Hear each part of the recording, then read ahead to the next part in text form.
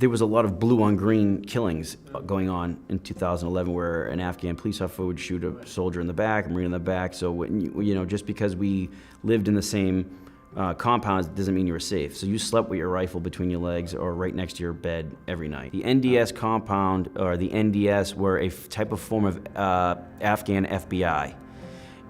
But at that time, NDS as an organization was not occupying the four walls of this police station. It was the Afghan Highway Patrol.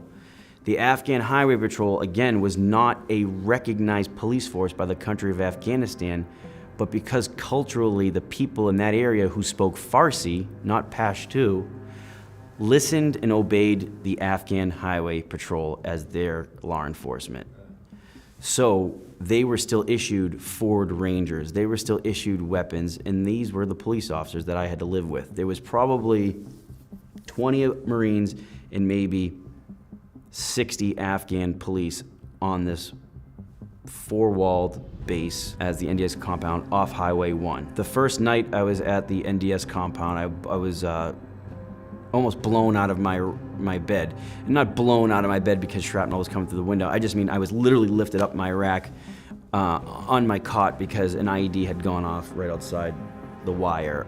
It was pitch black out. At that time, we were ripping with a unit from Texas that we were relieving.